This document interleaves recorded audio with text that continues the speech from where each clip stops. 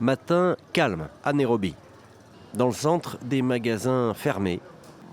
Des voies express vides de tout véhicule. La circulation limitée des matatus, ces bus et minibus exploités par des entreprises privées qui assurent les transports publics, est une contrainte pour les habitants. J'ai finalement dû louer une voiture pour aller en ville. Cela m'a coûté environ 4 dollars alors que le trajet me coûte moins d'1 dollar en temps normal. De plus, une fois en ville, je n'ai pas pu accéder aux services habituels. Les magasins étaient fermés car les commerçants n'ont sans doute pas pu arriver à temps pour ouvrir leurs boutiques. Pour moi, cette journée est une perte. Mais la circulation devrait reprendre car les acteurs du secteur des transports ont annoncé ce mardi avoir suspendu pour une semaine la grève déclenchée la veille afin d'entamer des négociations sur le prix des carburants avec le gouvernement kényan, ce que celui-ci a confirmé. Lundi, des routes avaient été bloquées par des manifestants et des affrontements avaient éclaté à plusieurs endroits du pays. 4 morts sont à déplorer. Le ministre de l'Intérieur avait tenté d'appeler au calme. Bloquer les routes et vandaliser les biens publics et privés ne fera en aucun cas baisser les prix du pétrole. Au contraire, les perturbations des transports et les fermetures d'entreprises ne feront qu'aggraver la situation. C'est une nouvelle hausse des prix à la pompe décrétée le 14 mai par le gouvernement qui a déclenché le mouvement. Les manifestants estiment que l'exécutif devrait réduire les taxes appliquées au carburant, bien qu'elles contribuent de façon importante au budget de l'État. Le gouvernement tente d'expliquer que la crise est mondiale, que l'essence est chère car le brut est cher, et le brut est cher car sa circulation est entravée dans le détroit d'Ormuz. Voilà, c'est une évidence. Stéphane Ballon, vous nous avez rejoint, bonjour. Bonjour vous étiez Julien. il y a quelques jours encore au Kenya pour couvrir ce sommet avec Emmanuel Macron, Africa Forward. Est-ce que vous aviez senti, vous aussi, la colère monter autour de l'explosion des prix du carburant ? J'ai senti en tout cas que ce sujet de la hausse du prix du carburant était une préoccupation majeure. J'ai notamment parlé à des chauffeurs de VTC, de taxi, qui, parlant de ce sommet que vous évoquiez, me disaient que c'était bien beau ce discours sur un nouveau partenariat gagnant-gagnant, mais cela ne changeait rien à leur problème immédiat. Les prix augmentent, les marges diminuent et la vie devient plus compliquée. À ce moment-là, on parlait d'une hausse moyenne de 15% environ du prix du carburant. Et quelques jours après, il y a eu cette nouvelle hausse, comme on l'a dit dans le sujet. Et visiblement, c'est cette nouvelle hausse qui a fait déborder le vase de la colère, si je puis dire. Nouvelle hausse qui a apporté le prix du diesel, par exemple, qui l'a fait augmenter de 23%.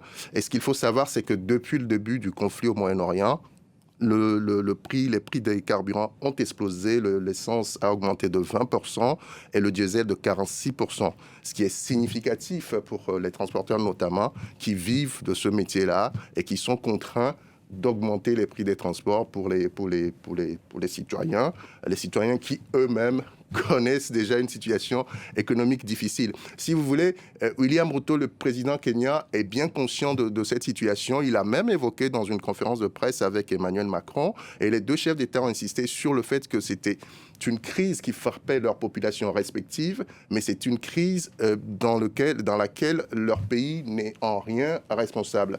Pour le président kenyan, c'était une façon de dire que finalement, cette situation ne relève pas de caprice du gouvernement, ce n'est pas une volonté du gouvernement, mais c'est une situation internationale qui le dépasse complètement. Et disant cela, c'est aussi une façon pour lui, en année préélectorale, de préparer un peu les esprits de ses concitoyens pour leur dire la situation va être difficile, elle pourrait même s'aggraver, elle pourrait durer dans le temps. Il faut croire que ce qui s'est passé hier montre que son discours n'a pas convaincu. Voilà, et Ludovic le disait, finalement, cette hausse est mondiale. Ça veut dire qu'il y a d'autres pays africains, finalement, qui sont touchés par l'inflation ? Elle est mondiale, elle touche tous les pays, y compris ici en France. Vous le savez, les prix ont augmenté à la pompe. Elle touche le carburant, mais elle touche aussi les intrants dont les pays du Moyen-Orient sont de gros producteurs.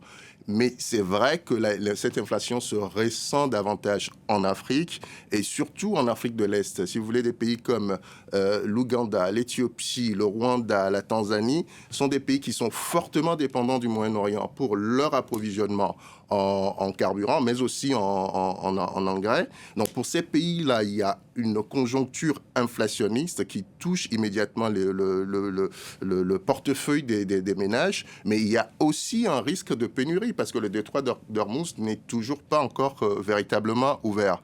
La situation n'est pas tout à fait la même en Afrique de l'Ouest, où les pays dépendent de routes différentes, de routes d'approvisionnement différentes qui sont davantage tournées vers l'Europe. Mais ceci dit, l'inflation est vraie pour tout le monde. On est sur un marché mondialisé. Quand le pétrole augmente au Moyen-Orient, il augmente partout. Et donc, cette inflation généralisée fait craindre des tensions sociales, que ce soit en Afrique de l'Est, en Afrique de l'Ouest, ou même en dehors de l'Afrique, si vous voulez. Ce qui se passe aujourd'hui rappelle un peu ce qui s'est passé en 2008, quand on a parlé d'émeutes de la faim, où la conjoncture internationale avait été marquée par la hausse des prix des intrants et la hausse du prix du carburant. On a vu que tout cela a eu des conséquences finalement sur la vie quotidienne, sur le portefeuille des ménages qui ne pouvaient plus se nourrir. Et cela a provoqué des émeutes un peu partout en Afrique, mais un peu partout dans le monde. C'est aujourd'hui ce qui nous pend un peu au nez, si je puis dire, c'est ce risque qu'on se retrouve avec des émeutes un peu partout, comme on l'a vu hier au Kenya. Et la crise va durer, c'est ce que concède le Premier ministre Sébastien Lecornu ici en France. Merci beaucoup, Absolument. Stéphane.